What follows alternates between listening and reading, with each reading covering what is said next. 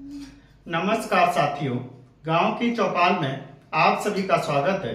आज मैं बात करूंगा लोकसभा सीट कैराना की।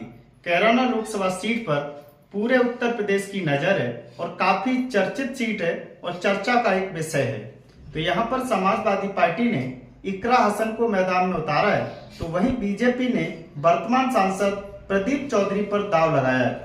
तो वहीं हम बात करेंगे बीएसपी ने यहाँ पर श्रीपाल राणा को मैदान में उतारा है। तो ये सीट काफी दिलचस्प है, इस पर चर्चा करना बेहद जरूरी इसलिए भी है कि इस बार यहाँ किसका पलड़ा भारी रहेगा, इस बार इस सीट पर कौन जीत हासिल कर सकता है, इस पर मैं विस्तार से चर्चा करने जा रहा हूँ। तो मैं आपको बता दूं, जिस तरीके से प्रदीप चौधरी का 5 साल का कार्यकाल रहा, वहां की जो आम जनता है, आम लोग हैं, वो प्रदीप चौधरी से काफी नाराज दिखाई दिए। काफी विरोध भी प्रदीप चौधरी का किया गया। उसके बाद भी प्रदीप चौधरी को बीजेपी की तरफ से टिकट मिला, लेकिन समाजवादी पार्टी ने इकरा हसन को टिकट देकर के एक बड़ा खेल किया है। तो मैं बता दूं, इकरा हसन मुनव्वर हसन की बेटी है।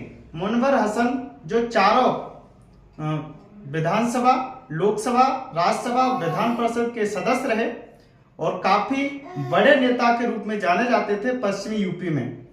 तो इसी को लेकर इकरा हसन ने 2022 के विधानसभा चुनाव में एंट्री की। उसके बाद से इकरा हसन का नाम काफी चर्चा में रहा और 2024 में समाजवादी पार्टी ने उन्हें अपना उम्मीदवार भी बनाया। अब मैं बात करता हूं कि इकरा हसन का पलड़ा भारी क्यों दिखाई देता है।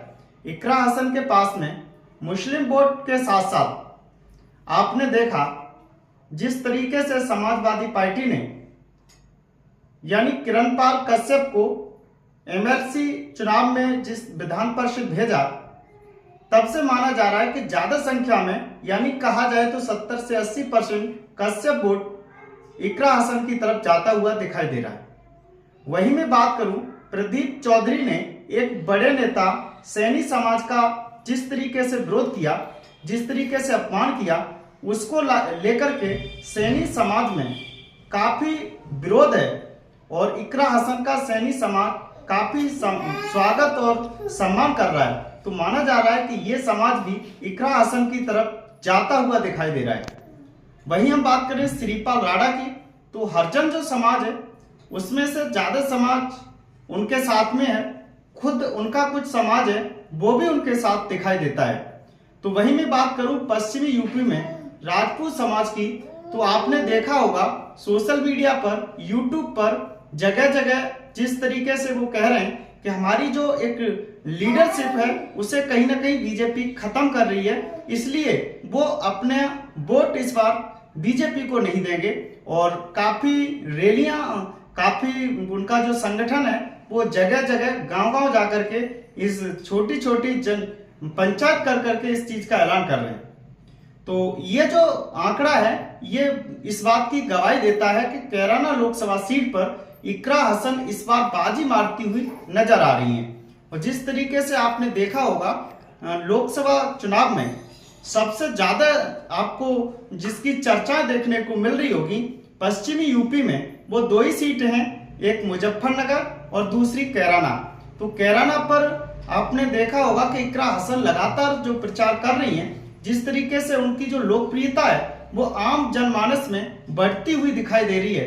वो इस बात को भी कहती हुई नजर आ रही हैं, उन्हें 36 बिरादरी का भी वोट मिलता हुआ दिखाई दे रहा है। तो ये इसमें सच्चाई है कि कैराना लोकसभा सीट पर इस बार एक बड़ा बदलाव हो सकता है। ये जानकारी जो जमीनी स्तर से मिल पा रही है वो मैं आप तक बता पा रहा हूं, क्योंकि आम जनमानस यही चाहता है कि उनका नेता उनके साथ रहे, उनके दुख सुख में उनके पास रहे, उनकी समस्याओं का निस्तारण करे। लेकिन ये जो विश्वास है वो प्रदीप चौधरी जीतने में कामयाब नहीं हुए।